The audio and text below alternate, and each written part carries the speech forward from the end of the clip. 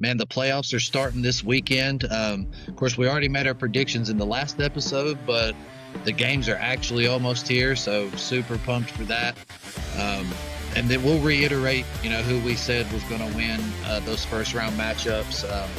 After we dive into some other stuff, man, a lot of stuff has happened in college football since you and I last recorded an episode last week. But thanks to all the fans and everyone that subscribed to the channel, the last episode did really well. So we appreciate that. The subscribers are still going up. So if you are watching and you haven't subscribed, because our views on our episodes are actually outweighing how many subscriptions we have to the channel. So go ahead and subscribe. If you just so happen to tune in every week and you aren't subscribed, hit that subscribe button for us. And all that does is just help YouTube kind of push us out into that algorithm a little bit more. But Mike, like I said, there has been so much stuff going on in college football since we last were on the podcast. Some really good stuff, some really cool stuff, some really insane and Netflix documentary worthy type stuff has been going on, dude. Is the only way I know how to explain it. It's crazy. It's crazy. But we'll start it off on a positive note. Every year there's a Heisman that's crowned, and this year, you've got a new Heisman, Indiana quarterback Fernando Mendoza, really deserving, in my opinion, Mike. I mean, I think without question, you could say that win over Ohio State probably is what propelled him and put him ahead of everyone else, I guess you could say, in this Heisman race. I'm sure everyone else can make their cases for it, and I know Ohio State fans will probably feel a certain way about it. But how you feeling about it, Mike? Yeah, man. I mean, I feel pretty good, man. I like Mendoza. I like Indiana. And I think he's just a class act, which I know that doesn't always just go into who's going to win the Heisman or not. But Right. I just think that part of the Heisman is that not only that skill set and being able to um, win on the field, and that's something Indiana's done. They won in that big game against Ohio State. I think that was like, man, you talked about that being the moment that probably was going to put him Yep. as the Heisman front runner. And Yep. so to be able to go out, win, do what he's done, and being a leader, I think being a leader comes with character as well. And that's Yep. not a knock on the other guys, but I just think that he kind of had all those things this year. And I've seen a lot of things, not the greatest Heisman season ever or anything like that. Maybe this year, at first I kind of seen that this year, people say that this year was a little bit down on as far as the Heisman goes, with the stats and everything. And realistically, if you compare it to some of the Heisman winners, I mean, it realistically probably was overall. And every team's probably got, their cases they want to make. I know saying from Ohio State had really high completion percentage and things throughout the year as well. So there was a part there to make their argument. And then, Pavia, a lot of Vanderbilt fans wanted Pavia there. I think he had a lot of crazy stats, man, that could have probably Oh yeah. pushed for it. He did finish second in it, I believe, in the voting there. And, a lot of people say being at Vandy, where he was, the school he went to, might have had a lot to do with it. But he has turned Vandy around. Without him, I don't think Vandy would Right. be nearly as good. We'll get into a little bit of that too, though. I think sometimes I like a little bit. I like some trash talk. I like someone who's got confidence, and I think he kind of brought that to Vanderbilt, something they didn't really have. Right. So I think he was needed in that position to be able to bring Vanderbilt to what they were, having that little bit of attitude with it. But I think you also got to be able to lose humbly as well, and Yep. and he had to issue apology at some point through this Heisman thing for how he reacted on social media, I guess, with it. And it's one of those things. Character goes into the Heisman, in my opinion, Yep. when it comes to them voting. And so Yep. I think, in my opinion, out of this year, that's who I would have wanted to win it, though, Mendoza. I think I'm happy with that. Sorry, I rambled on, but that was, No, no, just you're wanted to good, really brother. Like you said, man. explain it a little. Yeah, everyone could have made their case. I mean, even Jeremiah Love for Notre Dame, the running back there. Yeah. I mean, had a good season. Not not making the playoffs and having a Yeah. few losses. I mean, they take into consideration team success as well, Yeah. obviously. And And go you ahead, know, brother. on the running back spot, sorry, I just when you said that, it made me think like, yeah, he did do good, but you had Ashton Genty last year who had a Right. insane season, was runner up on the Heisman. I think Yep. this year he would have won it hands down. Um, and I think that's as a running back, you almost have to have that caliber Yep. season. And I don't think Jeremiah Love quite had that. Yeah, yeah, you're exactly right. Yeah. And I would imagine that he probably finished last in the voting. I haven't seen the actual numbers or I'd anything. seen something that said he might have been third, saying might have been last. Okay, okay, all right. But I don't know. We could check. I'll check that while you're Yeah, going there. yeah, I'll yeah. Check that for us. But as far as Mendoza goes, I'm not going to spend too much more time on this. I mean, he led the Indiana Hoosiers to an undefeated season. I mean, what a remarkable feat. Big Ten champions over Ohio State. There, dude had 33 touchdowns. I mean, I think that is first in the nation. But everything else, he was kind of, I wouldn't say pedestrian by any stretch of the imagination, but he just did everything else good enough to win ball games. And no mind blowing stats or anything like that. I mean, 33 touchdowns in a season is really good, but other than that, man, like you said, I think a lot of it plays into his character on and off the field, who he is as a person, and then obviously the ultimate stat would be that undefeated season and winning your conference championship, being number one going into the playoffs, definitely helped his Heisman campaign for sure.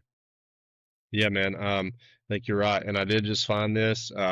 The Mendoza was first with 643 first place votes. Pavia was second with 189 first place votes. Wow. Love was third with 46 first place votes. And then Sayan was fourth with 8 first place votes. Wow. So it was a landslide win by Mendoza, huh? Yeah. Yeah. Wow. I mean, this was USA Today that I found that on. So, Wow. Okay. Cool. Yeah. Well, I mean, he won by a landslide, obviously. yeah. Pretty interesting. Like you said, man, it doesn't. I don't think the Heisman race this year had that big time, like that big time name where pretty much all season long you were like, this guy's got it in the bag. I mean, Yeah. I don't remember hearing that or seeing that. I mean, a lot of different names were thrown up throughout the season for Heisman consideration. And I guess towards the tail end of the season here, you just got to settle on four of them. And shout out to all four of them, man. Shout out to all four of them. Yeah, for sure. I'm sure if you take all four of those guys off their teams don't find as much success as they found this season. So Oh, yeah. kudos to them. Kudos to them. We'll move right along here, man. And this is by no means breaking news anymore. I mean, obviously, this has already happened, but it's still ongoing. People are talking about it. Absolute madness, absolute crazy situation, Mike. I couldn't believe it when I first heard it. But, most teams right now are hiring their head coaches, finding head coaches, solidifying deals, getting their Oh, staff together, hitting the portal together. The guys up in Michigan, however, are kind of backtracking on the situation, and it all just boils down to Sherrone Moore and his unfortunate off the field behavior. Michigan has, which everyone knows this by now, Michigan has fired him as their head coach. And basically, from my understanding, Mike, it's just been an ongoing investigation for a while now. yeah. Not too many people knew about it. But obviously it hit the mainstream media there. What was it, last week, I believe? Yeah. Um, Yeah. and basically, Sherrone Moore's fired for what I have written down here is having an inappropriate relationship with a staff member. And it would have been bad enough if it just stopped there, right, Mike? I mean, if the Yeah. story stopped there, that's bad enough. Terrible situation. The guy has a wife, the guy has kids, basically ruining your home life, ruining your marriage, ruining your Yeah. trust and your relationship with your children. But it doesn't stop there, Mike. This man goes on to committing felonies, misdemeanors, getting arrested, doing a Yeah. little bit of jail time, waiting for his arraignment.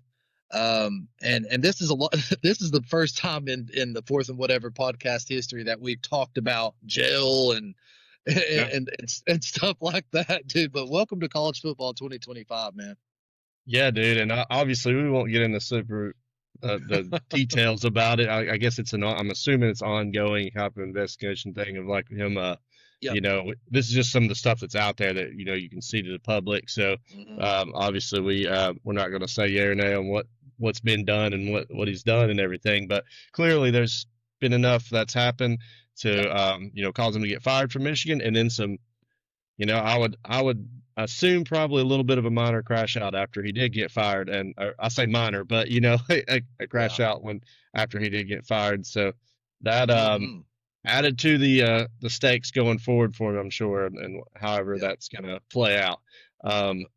but it's insane because like with the coach, already the amount of coaches that had to be fired this year over other things, like over their teams just not doing well. You know what I mean? Right.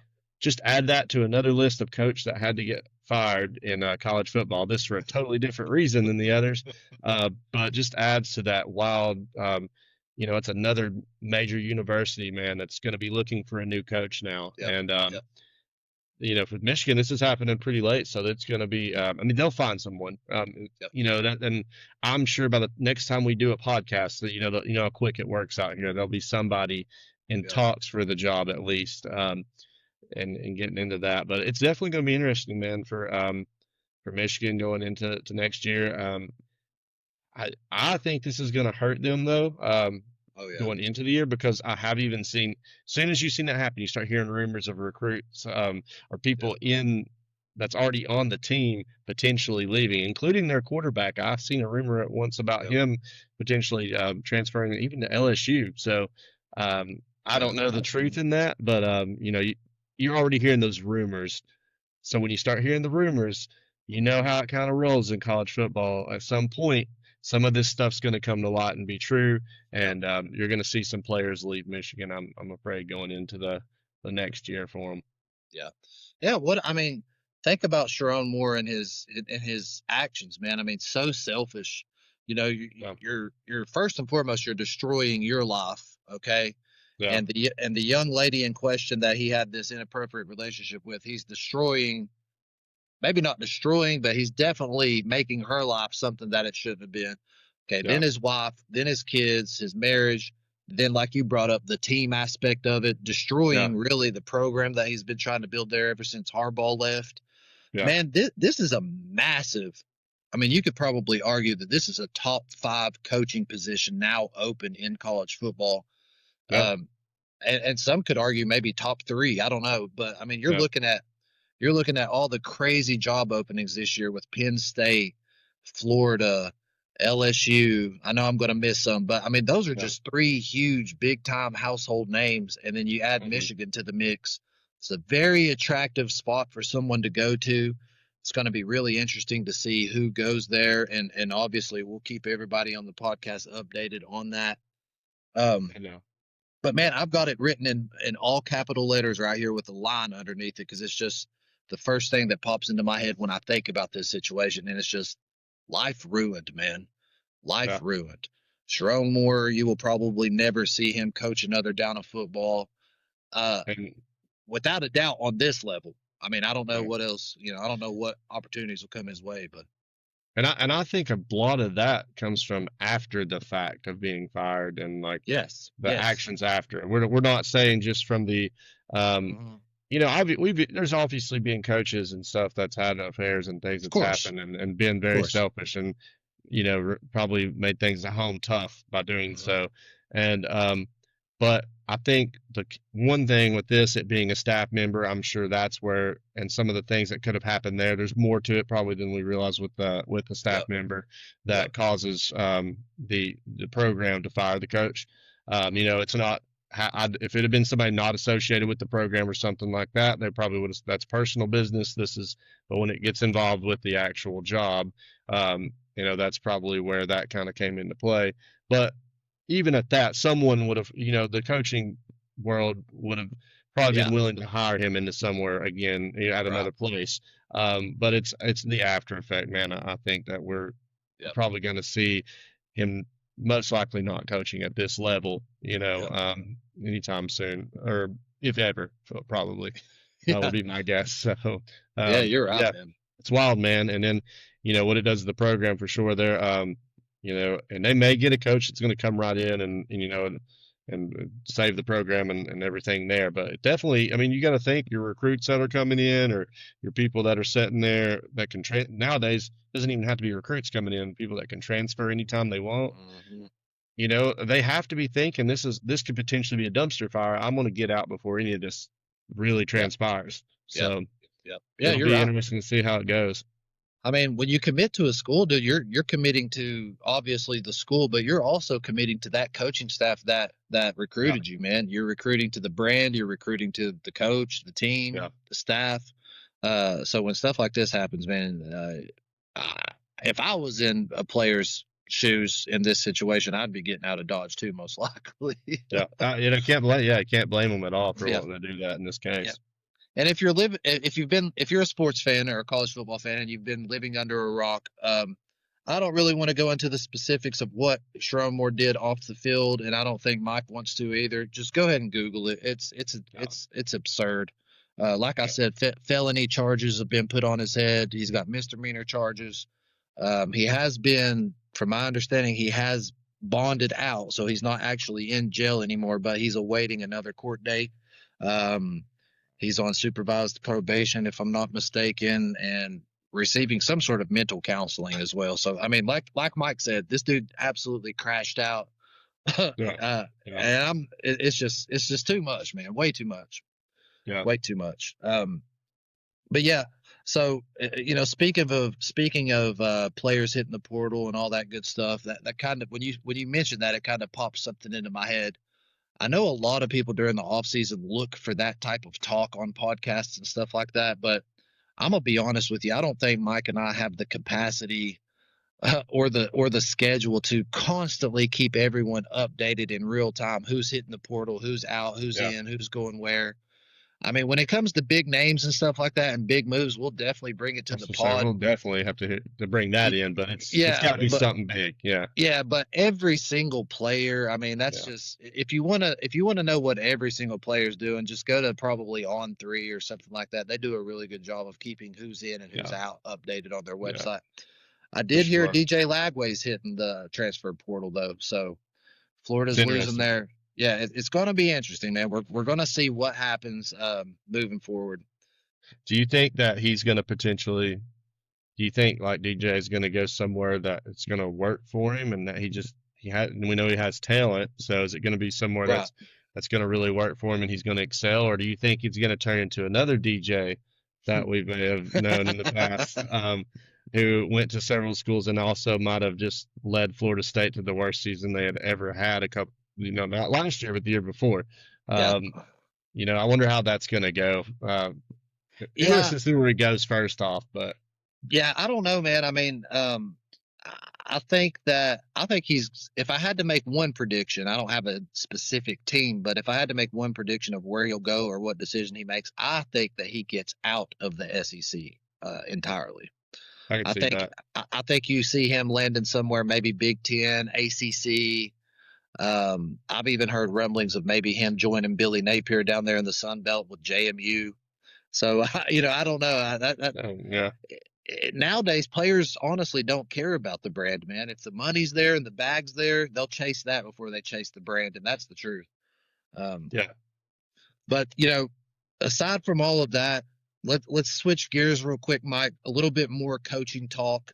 The last time that we checked in with you guys, we did mention the firing of Tim Banks, and at that time, Tennessee had not found his replacement. We speculated the search. I Google searched some names and stuff when it first popped up. This name actually did pop up in that Google search, so someone was onto something at that moment in time. But since we last recorded an episode, Tennessee has found their defensive coordinator, and it's Jim Knowles. I don't know how much you all know about him, Mike. I don't know how much you know about him. I did a little bit of research here, but it's exciting when you have change in a program, and the rumblings that I hear and all the internet talk and things of that nature, plus a little bit of what he's done, does excite me. Aside from it just being something new, I think Tennessee may have found a real deal defensive coordinator in Jim Knowles. yeah, man.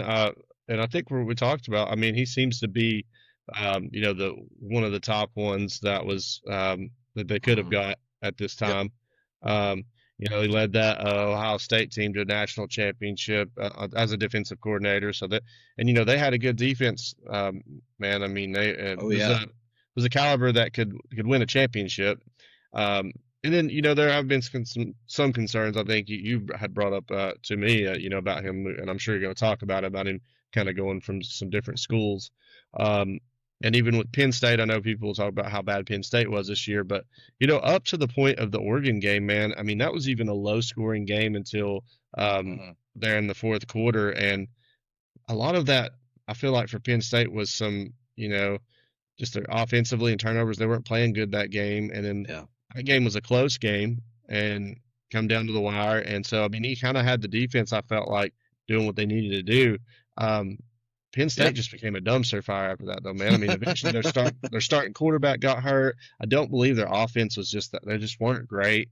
And so eventually, I think the defense kind of just gave up, man. I really do. I think it's one of those things where you can only for so long that you can kind of keep on doing your best, without Yep. getting a little discouraged. And so I think that was part of it. I think it wasn't that Penn State had such a terrible defense last year. I think the team just a lot of unfortunate things happened. Getting head coach getting fired through the halfway through the year. I mean, it was just that kind of started that coaching chaos, honestly.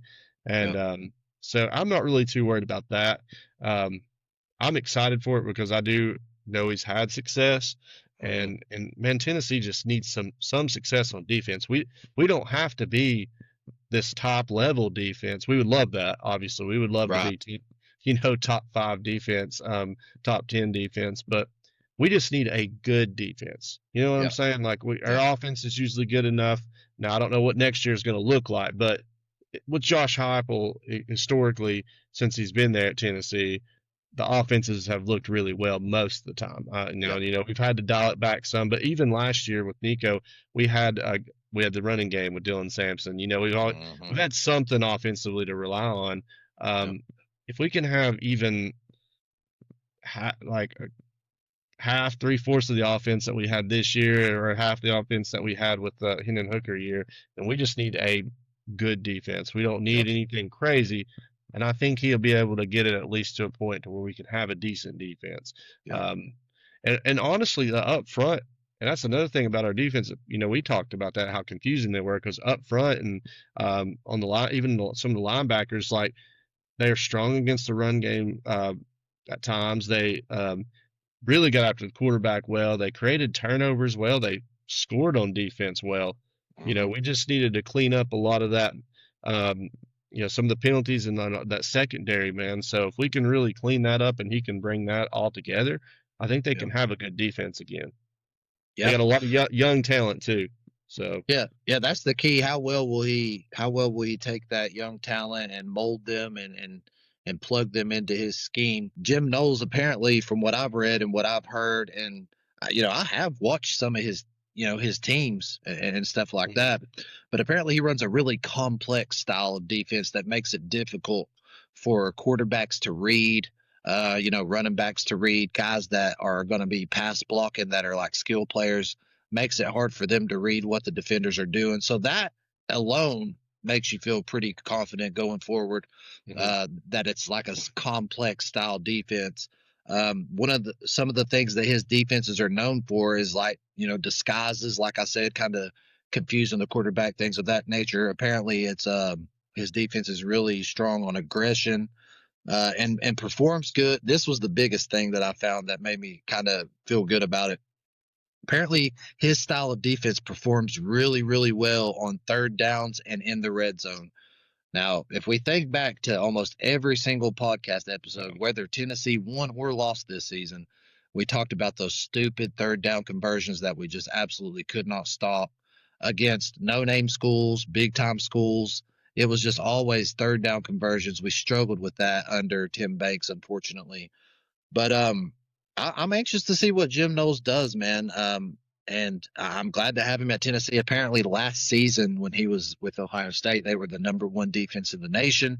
He was the highest paid defensive coordinator in the nation. Um, he had a stint at Oklahoma State where he got Oklahoma State's defense to top 5 in the nation in 2021, I believe. And then even at Duke, he had a stint there where he got Duke's defense to top 25 in the nation. So, I mean, it seems like everywhere he goes, he does find some success.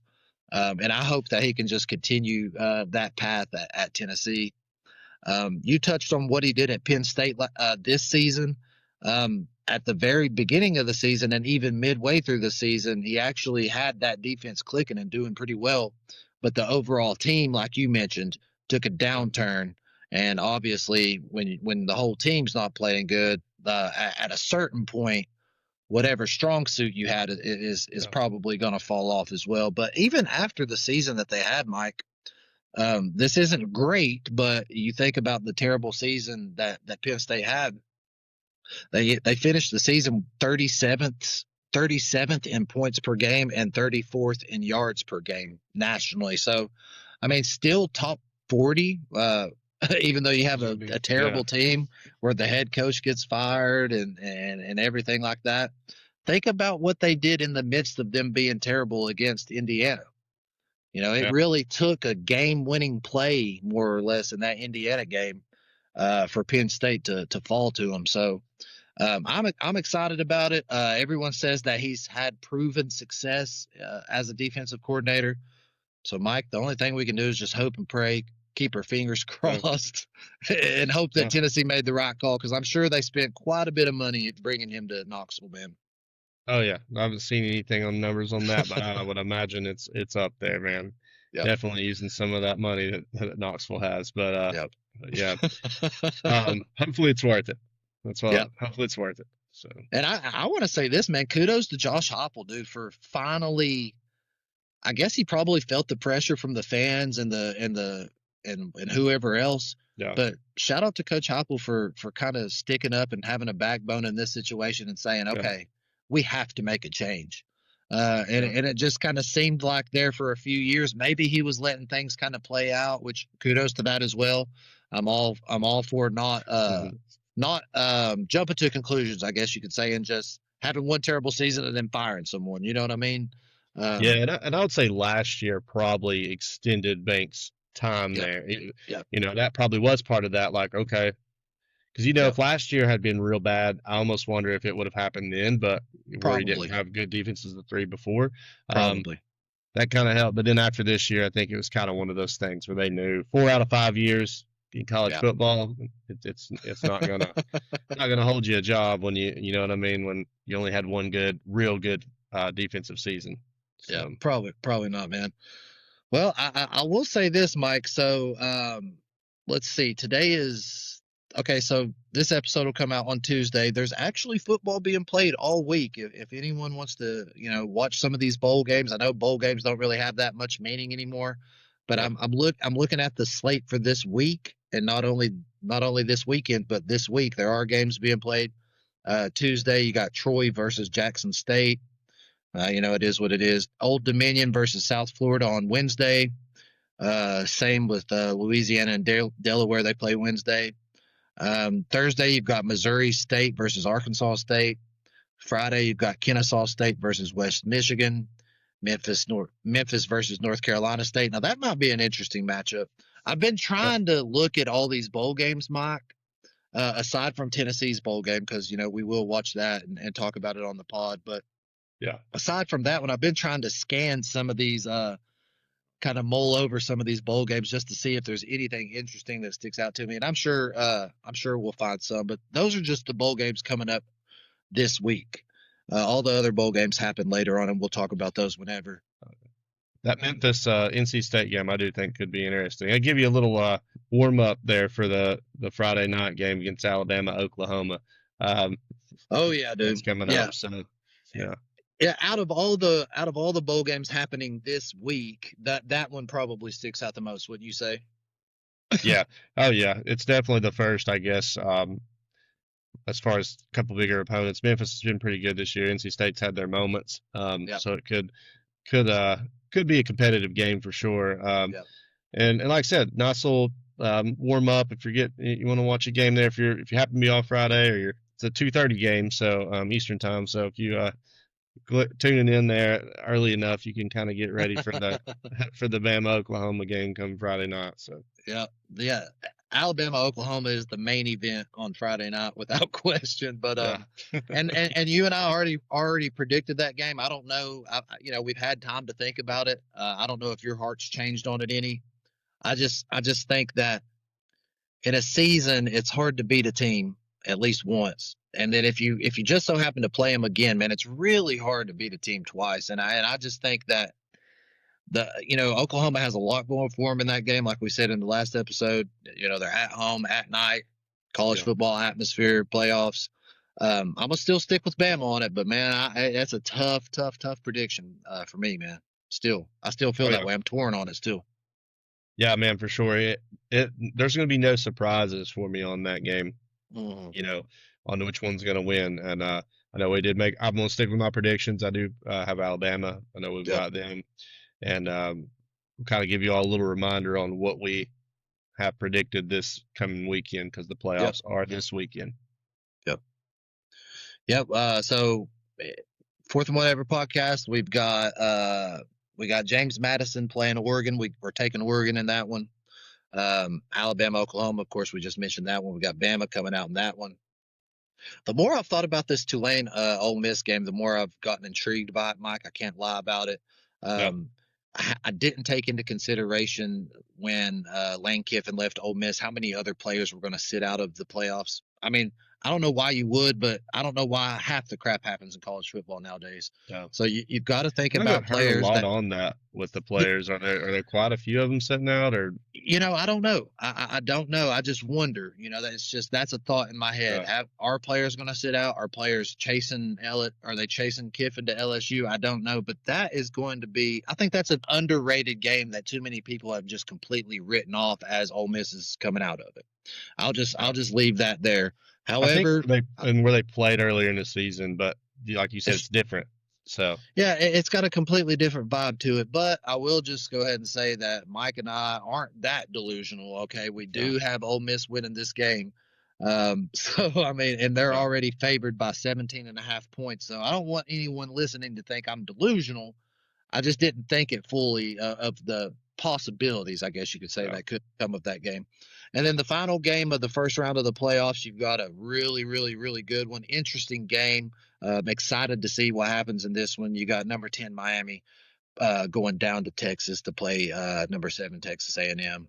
And if I'm not mistaken, Mike, we both selected Texas A&M to come out on top in that one. Is that right? We did, man. I will say that that's another one I was torn on. Yeah. Because Miami's had moments this year where it's a Miami that can play. If Miami comes in playing their best, they're a dangerous team. So Mm-hmm. definitely makes it. I'm not having a change of heart. I'm going to stick with Texas A&M. Stick with what I Yep. originally said.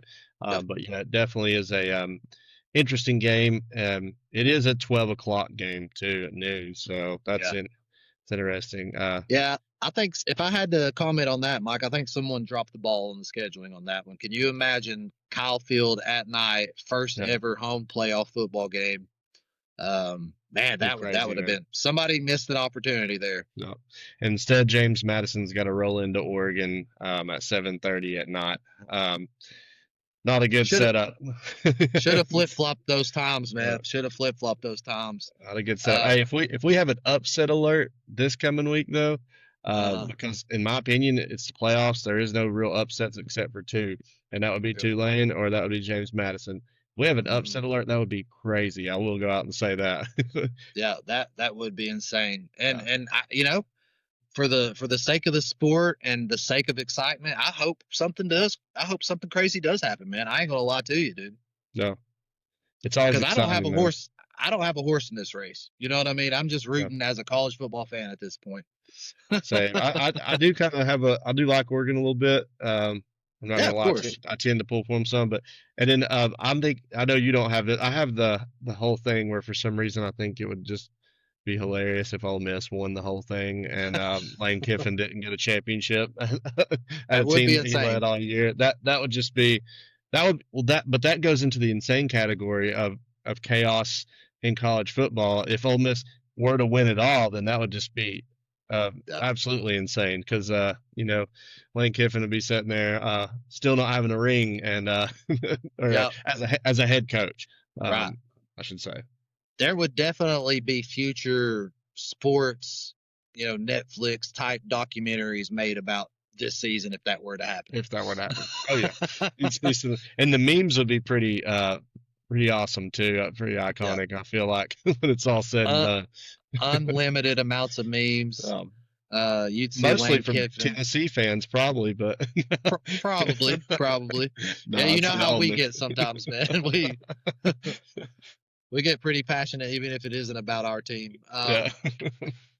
But yeah, so there you have it, man. The first round of the playoffs is this weekend. We're so excited to watch it. So excited to take this journey with you guys. We've loved everything about Yeah. the whole regular season, and now here we are. We're almost to the finish line on the very first full season of the podcast, Mike. Can you believe that, dude? Started out as Crazy, kind of man. like a dream and a conversation, man, and here we Yeah. are. Almost made it through an Oh. entire season of college football, filming a podcast. Yeah, and that's all thanks to everybody watching, subscribing, man. I mean, we hit our goal this year, and that was great too. That just added to it, man. We you know, it was a goal that we had in mind, and we did hit the 100 followers, and we're just gonna keep on pushing. Now we got to go to that next goal, and we'll get another one. But yeah, if you're watching, you know, make sure to like and subscribe. We do appreciate it. Yep. Without question, man. Well, Mike, if that's all you've got, that's all I've got. And I Yeah, guess we'll man. catch each other on the next one, dude. Absolutely, it's been fun as always, man. I'll see you, Adam. All right, brother. Take care, man.